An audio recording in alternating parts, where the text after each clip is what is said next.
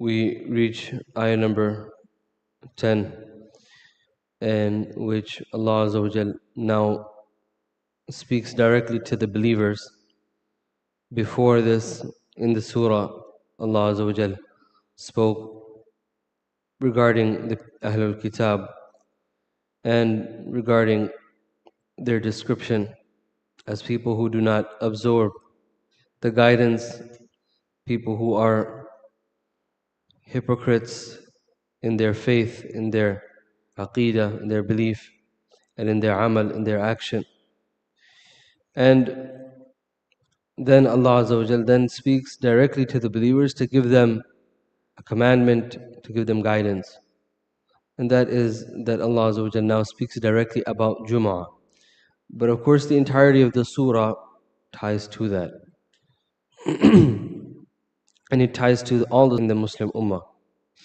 And Jum'ah is a sign for that, which is beautiful unity for the sake of Allah Azza wa Jal.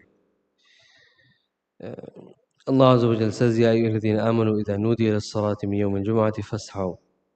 That when the call to the congregational prayer is made on Friday, idha nudiya lis-salah, when the call to prayer is made on Friday, min yawm al-jum'ah fas'aw ila dhikrillah. Then proceed at once to the remembrance of Allah.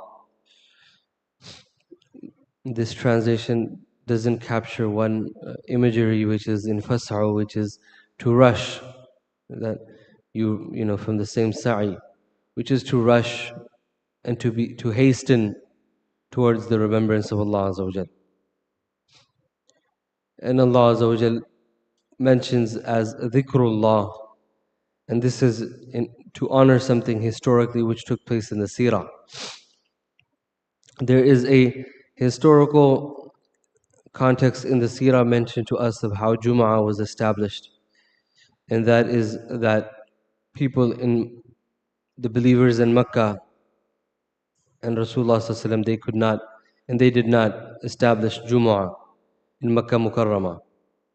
But when the people of Medina Munawwara had accepted Islam and some companions had also migrated to Medina Munawwara, that they saw Rasulullah Sallallahu Alaihi Wasallam not yet in Medina Munawwara, right? He's not there yet.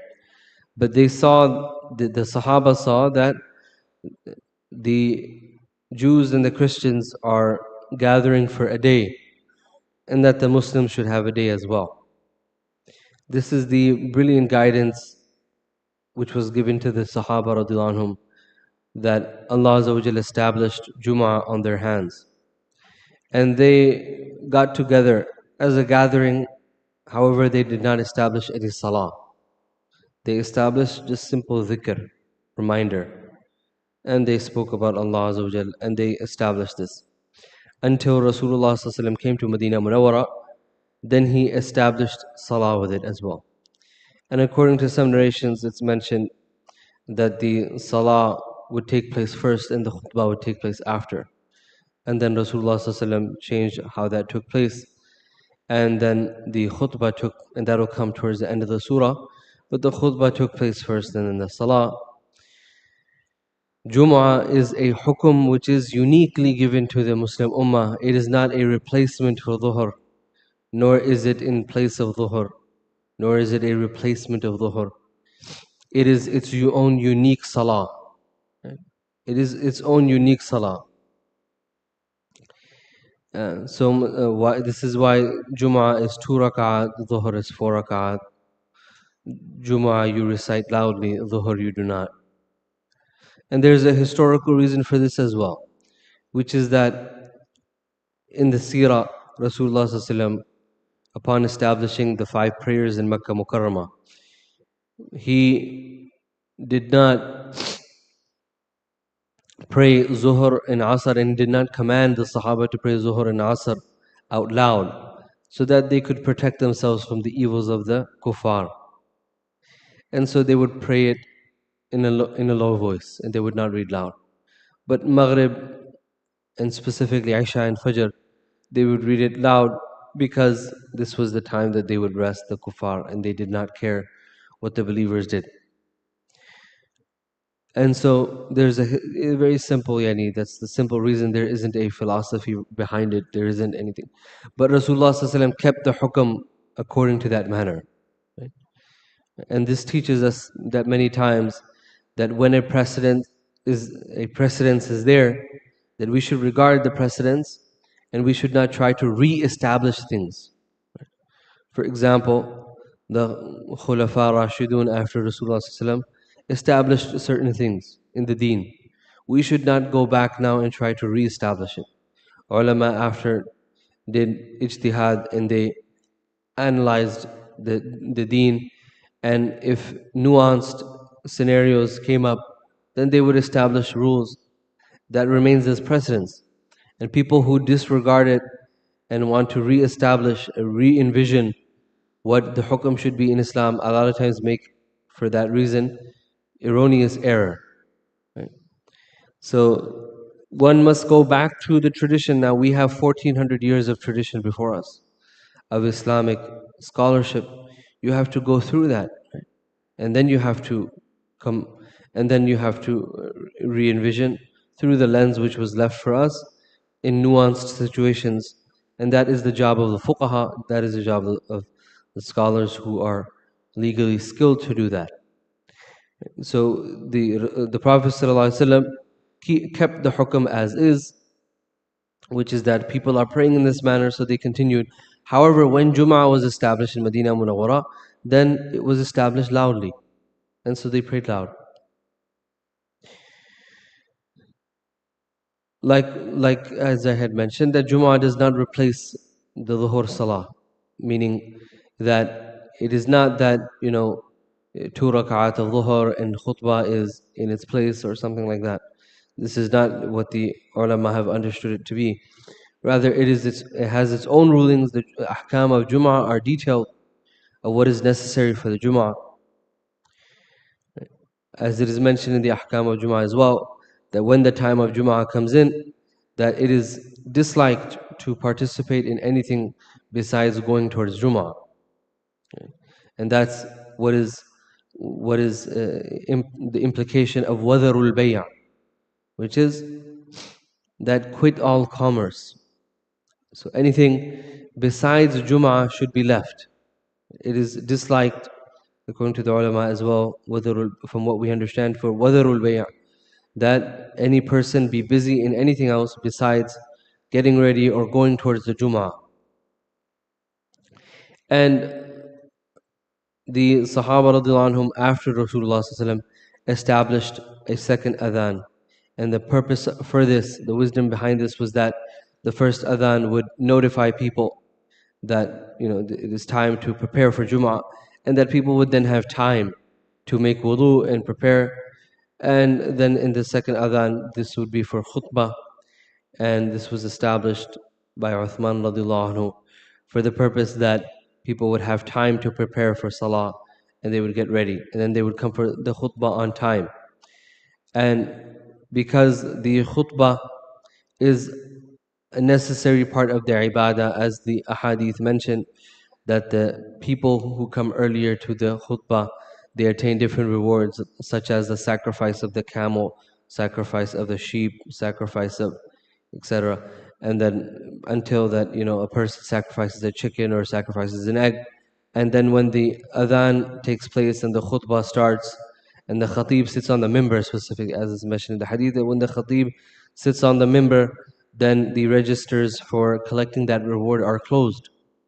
So the people that come after that do not attain the reward of the khutbah, or their name is not written into the registry of that which the angels are carrying, and they're writing down who so forth is coming. So the khutbah is a part of the ibadah. It's so much so that it has its own ahkam for the listener as well. For the khatib, there's many ahkam as well, such as there has to be praise of Allah, there has to be salah sent upon the Prophet ﷺ, and there has to be at least one remark related to taqwa. Right? And that summarizes the khutbah. According to majority of the ulama, it must have these three arkan. These three foundations. For the listener, they must stay silent and they should not move. Even moving in the khutbah is disliked, as two different ahadith point to this. For example, one hadith which says, Man massal hasa faqad lagha, the one who touches anything in front of him, any pebbles or plays with anything irrelevantly, then they have broken the sanctity of the khutbah. And another hadith mentions that even a person who says to another person, Ansit, during the khutbah, that be quiet, that person has faqad, lagha, that person has done irrelevantly, they have, spoiled the reward of the khutbah for themselves. So that, although the khutbah is not salah necessarily, but it is very close in that sense that you must stay silent, you must not move, you must pay attention, you must listen. Right? Dhikrullah, the reminder which Allah Azza wa Jal has prepared for the people. So the Sahaba radhiyallahu anhum, they established the Jummah first in Medina Munawwara for the sake that there be something. And this is what the ulama mentioned, a cosmological need, amr takwini, which is that it is necessary that nations, they unite for something. Right? They unite at certain points for something. Right? When should they unite and what should they unite for? That is what describes a nation. So once a week is the minimum, as Deen establishes that Muslims, people of Islam, must unite. And what do they unite for? Nothing but Deen. Nothing at all. Right? A khutbah is not supposed to necessarily be about the political climate. A khutbah is not necessarily supposed to be. Rasulullah ﷺ and the Sahaba went through political climates. They went through whatever they were going through. They had their own economy as well. The khutbah of Rasulullah ﷺ were very simple, and they spoke about ittaqullah, fear Allah. They spoke about, hold on to the commandments and stay away from that which Allah has forbidden you. That was the khutbah. This is what the khutbah is. It doesn't have to be very unique. It doesn't have to speak towards what is, happening today in the current, news, etc. No, the khutbah has to do with Allah's right over people, and that's it. And the point of Jummah is that people come together for Allah's right over them, and that's it. There's no other point of it. We have to understand when we look at Deen, there are principles which are considered usul, and then there are things which come along with it. Right? The point of the unity of the Muslim Ummah here is not even necessarily for the Jummah only to just say salam. Even most of the time that's not the case. People come in and they rush out. Right? It's not that people are meeting, and that's not the point. The point is to unify for ibadah, not for anything else. That the Muslim Ummah needs to unite for ibadah. This is very important. That they unite for the sake of ibadah. So uniting for the sake of ibadah, this is the most core principle, reason for why the Jummah is established. Right? And the Jummah is there so that the people gather together for the sake of nothing other than worshipping Allah Azza wa Jal. Wadarul bay', that comes with that, you leave your shoes outside the masjid, meaning you leave all dunya behind you. You leave everything outside of the masjid. Everything which is from... And what this teaches us is discipline, that every place has its rules. Right? The next ayah gives us a hukum to do something else, a ruling to do something else. But at this point of time, you are supposed to be worshipping Allah and nothing else. Nothing else is supposed to matter. ذَلِكُمْ خَيْرٌ لَكُمْ إِن كُنْتُمْ تَعْلَمُونَ. If only you knew, then you'd know that this is what is best for you. فَإِذَا قُضِيَتِ الصَّلَاةُ, the next ayah says, فَإِذَا قُضِيَتِ الصَّلَاةُ فَانْتَشِرُوا فِي الْأَرْضِ. Then when the prayer is concluded, Imam says salam, then freely spread throughout the land. فَانْتَشِرُوا فِي الْأَرْضِ وَابْتَغُوا مِنْ فَضْلِ اللَّهِ, and seek the bounty of Allah Azza wa Jal. Which is, go and work now. Right? which is now the hukam is, you've done your ibadah, you've done this, you fulfilled this obligation which Allah has placed over you. Now go out and do dunya. Now do as much dunya as you want. And in that, the Muslim ulama and the Sahaba, from what we learned from them, they taught us exactly how this should be done. And the ulama would mention, yeah, to the degree that when you work for the dunya, work as if there's no hereafter. Meaning, there's nothing wrong with working really hard and giving dunya everything it requires, right? But after you fulfill, and while you're fulfilling the obligations of Allah, you fulfill the obligation of Allah, now there will be barakah in your amal. Now there will be barakah in your dunya. So now you go seek the barakah of Allah Azza wa Jal after you fulfill the hukam of Allah, the obligation which Allah has placed over you. وَابْتَغُوا مِنْ فَضْلِ اللَّهِ, and seek Allah. Now this is a different fadl, right? When you came into the masjid for Jum'ah, you sought the fadl of the hereafter, Allah's fadl in the hereafter. Now you seek Allah's grace, His fadl of dunya when you go into the workspace. وَاذْكُرُوا, and remember Allah. The Sahaba radiallahu anhum practiced this realistically, in that when they would enter the market, they would recite La ilaha illallah wahdahu la sharika lahu lahul mulk wa lahul hamd yuhyi wa yumitu bi yadil khair wa huwa ala kulli shay'in qadir. Rasulullah sallallahu alaihi wasallam told them to recite this in the marketplace. They would recite and they would remember Allah, right? Now remember Allah when you're doing, right, this business or whatever you're doing, so that in a place where you're surrounded by nafs, because this is now the place of nafs. Market, business, work is the place of nafs. Any way that a person can make $1, a person can make some money, your nafs will pull you towards it. Do it, even whether it's right or wrong. So the point of remembering Allah at this time is now that if you have something faulty, sell it, no problem. But inform the person that there's a fault in the cloth. There's a fault in whatever is there. Inform the person of something that they would want to know, but they don't know. This is ihsan in now your workplace. This is ihsan in what you do. Be honest in what you do. This is the fruit of remembering Allah in the workplace, that you're honest with what you do and what you're doing. So seek the fadl of Allah, seek Allah's mercy. What we also learn from this is that you must be in dunya following the rules of dunya, right? You don't leave Jum'ah now and then go into the marketplace and mashallah, yes, you heard a very motivational speech, but that doesn't mean now that you don't work by the rules of the sunnahs of how this dunya works, right? So one of the ulama, he's written a great book on the loss. You could say when the Muslim Ummah weakens, why do they weaken, or what happened, in our modern age, which is why the Muslim Ummah weaken. And it's multifactorial, many reasons.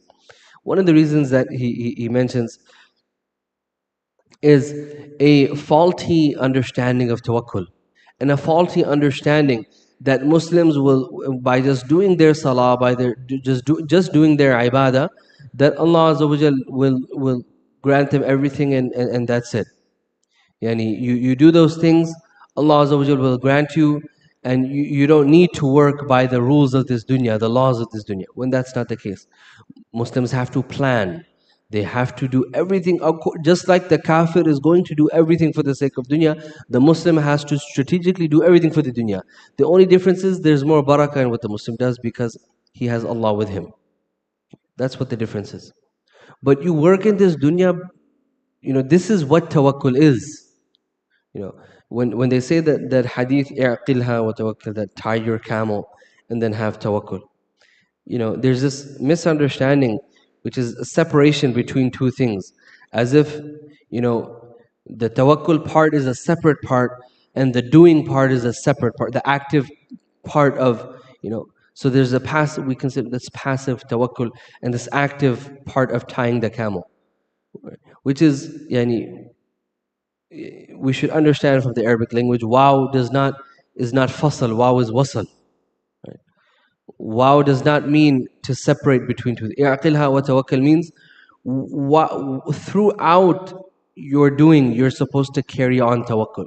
Before doing, during doing, and after doing, you carry on with tawakkul. You have reliance on Allah Azza wa Jal. There's no such thing. Some people translate as tie your camel, then have tawakkul. This is a misunderstanding. There's no then have tawakkul. Tawakkul is throughout. If you didn't remember Allah when you were doing it, you didn't have tawakkul. Right? Then the barakah of that action will be lost. Right? So the laws of this dunya are the laws of this dunya. If the Muslim ummah politically weakens, it's because they're not politically as well probably doing what they're supposed to be doing. The Muslim ummah has to do everything just like anyone else.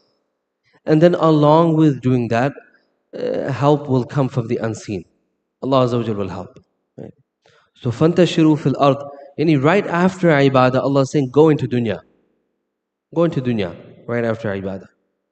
وَاذْكُرُوا اللَّهَ كَثِيرًا. And throughout that now, remember Allah in abundance. لَعَلَّكُمْ تُفْلِحُونَ. So then there's hope that you may be successful. In the last ayah we'll conclude. Allah Azza wa Jal says, وَإِذَا رَأَوْا تِجَارَةً أَوْ لَهْوًا انْفَضُّوا إِلَيْهَا. That when they see or saw, in the brackets here he mentions the arrival of merchandise. So when they saw merchandise and diversion, lahu, diversion, infaddu ilayha, they dispersed to it, وَتَرَكُوكَ قَائِمًا, and they left you, O Prophet ﷺ, standing. There's a known story of seerah behind this, which is that the caravans were very important for the Arab, because caravans come every once in a while. And when the caravan would come, people would rush because they would buy, they would sell, they would do what they need to do for a very long period, and then they would suffice, hold on to those things for a very long period of time. Right? So the caravans that entered were very necessary. That whenever they entered, the Sahaba would go and they would get or buy or sell, do whatever they needed to do. So the Sahaba radhiyallahu anhum, it happened to be that during the Jum'ah, as I had mentioned earlier, that in the beginning Rasulullah ﷺ had done, according to one riwayah, that the khutbah would be after Salah. And so after the Salah was performed, the Sahaba radhiyallahu anhum, most of them left. And they left the Prophet ﷺ, and they went to do whatever they had to do because this caravan had come. And so Allah Azza wa Jal disciplines them, teaches them that, O Rasulullah ﷺ, tell them that what Allah has is better for them. When they left, riwayah mentions approximately only 11 Sahaba more or less remained. From them, Ashara Mubashara, etc. And the rest of them went. So Allah Azza wa Jal says that when they saw tijara, business, merchandise, an opportunity to buy or profit, أو له, or something which is a diversion. The end of it is that anything which is pulling you away from Jum'ah, it is something which is a distraction.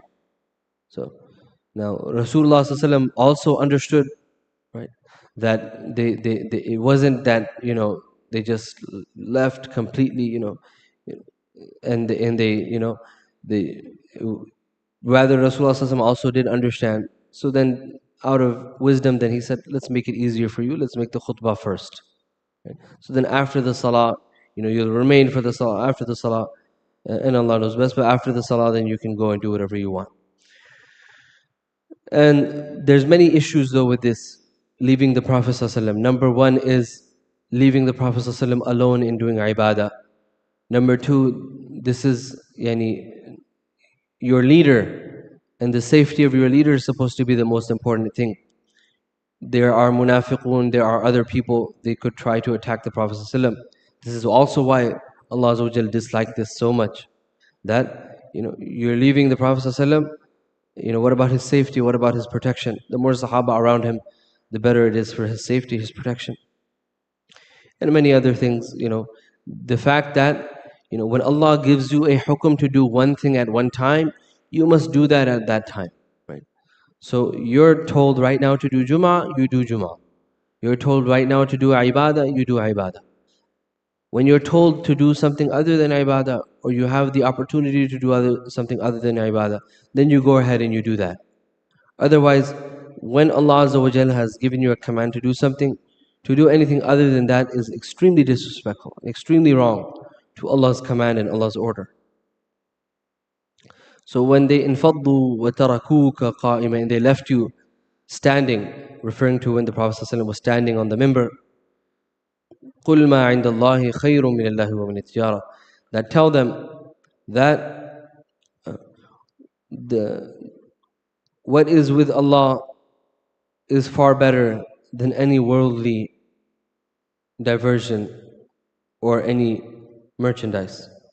This is now to teach us a mindset, which is that, just remember that you can have as much kasb, you can acquire and make as much money as you want and do whatever you want. But just remember that the deen is more important and your ibadah is more important. And the commandments that Allah Azza wa Jalla has given to you is more important, and nothing will be able to replace it. And we will realize this in the hereafter. When we gave time to other things, even the people of Jannah will look above them and see that there are stars that are shining above them. They'll ask, what are these stars? They will be told, this person said Subhanallah one more time than you. Right? So even in Jannah, although there will be no regret, however, even in Jannah, you will see people above you. Right? You will see people above you, and you'll remember the fact that in this dunya there's an opportunity which is to do as much deen as you can, worship Allah, and just remember that nothing can replace that. Do what you need to do, and do beyond that. Make yourself happy, no problem. But just remember that what time you could give to seek knowledge, ilm, what time you could to read the Quran, what time you can give for amal, that time is better. This is why something just as simple as the 2 rak'at of sunnah of Faj'r, Rasulullah ﷺ very easily says that it's better than the dunya and everything it contains. Right? Very easily. Why? Because what Allah has is much better than. So, and this also teaches another mindset, which is that, at some point you have to say it's enough. At some point you have to stop stressing over dunya. At some point you have to say, it's okay, what I have is enough. Otherwise, a person will want and want and want. And one can see this as an individual, that I as an individual just want and I want more, and I'm not satisfied. I'm never satisfied. That's one thing. And on an individual level as well, right? On an individual level, civilizationally, people today, civilizations just want more. Grow in dunya somehow. Right? How can we maximize health? How can we use technology to maximize our lifespan, maximize so we can enjoy dunya more and more and more? Which again, Muslims also do health sciences, Muslims also do these things. But there isn't supposed to be a dissatisfaction and always want more and running away from death, that the fact that we're just one day we're going to leave everything behind. Allah is saying what Allah has is better, meaning be content at some point. You have to leave it at some point. You did what you did, you gained what you have, and you be happy with that. Now if you allow that to be a reason for you to leave things more important, right, we should be worried, we should be concerned. Why is it that if I don't do as well as I want to in dunya, it stresses me, but if I'm not doing as well as I want in ilm of deen, it doesn't stress me. It doesn't stress me knowing that there's an entire kitab of Allah and there's so much of it I don't know. How does that not stress me? How is it that doesn't bother me? How can I be content with and a lot of times we hear this a lot. I'm doing my things. I'm doing my things, and I'm content. I'm doing what I have to do, and I'm happy with that. But in dunya we never say that, right? In deen we very easily say that. I'm doing what I have to do, and that's it. So Allah Azza wa Jal, when He says "Ma indallahi," what Allah has is better. Right? Another ayah says "Ma indakum yanfad, wa ma indallahi baq." What you have, it finishes. What is by Allah, what He has remains. Right? مَا عِنْدَ اللَّهِ خَيْرٌ. What Allah has is better than any distraction, anything from this dunya. Right? And for Allah Azza wa Jal to name anything, lahwi wa minatija, right? That, two things. Lahu, which is play, distraction, and tijara. Tijara, you can take it somewhat seriously. You need to bring food on the table. But anything besides that, even Allah is naming it lahu, is just play of this dunya, right? All the social relationships, all everything else. Lahu, play. Wallahu khairur raziqeen. Allah is the best of providers. This is why Rasulullah ﷺ said that had you had tawakkul as you're supposed to have tawakkul, you would go like the birds, leave with an empty stomach and come back with a full stomach. They're also creation, and it is important to understand, and they're also creation of Allah, and they're living as long as they're supposed to live, right? And they live, and they're fed, and they develop and evolve, etc. Right? That all those creations of Allah, right? And the human being is extremely stressed on how they're going to live. When Rasulullah ﷺ said that you won't die until you collect everything you were supposed to collect. If you die, that was just because there was nothing written beyond that for you. So this is what the Muslim Ummah is supposed to be uniting on. This is this deen, what is the strength by which when the Muslim Ummah unites on it, then Allah Azza wa Jal gives them strength in everything else. So they unite on these things. Unite on the ibadat which Allah Azza wa Jal has given to you. And in specific, this Jum'ah is a mercy which must be understood. As many ahadith mention, for example, one hadith of Ibn Abbas, he mentioned a statement that the nations before you were given Jum'ah, but they, due to their misguidance, chose other days. And they were misguided, and they were not able to keep the nizam, the system of time, as Allah Azza wa Jal has protected to them until the Muslim Ummah came, and Allah once again guided them. And this is the blessing of Jum'ah, this is the blessing of A'yad, the Eid, this is the blessing of Ramadan, this is the blessing of that keeping of time, that Allah Azza wa Jal has kept time for you to make it valuable, right? To make that time of value so you're not off track. So Jum'ah is also that, it's the greatest day of the week. It is also similar to a day of Eid in that essence. And the Muslim Ummah must use this day as a day to recharge themselves and connect with Allah Azza wa Jal. May Allah Azza wa Jal grant us understanding of this. Forgive us for any shortcomings in interpreting and in trying to understand His perfect word. Wa akhiru da'wana alhamdulillahi rabbil alameen. Sadaqallahu al-azim. Subhanallah bihamdihi. Subhanallah bihamdihi. Ashhadu an la ilaha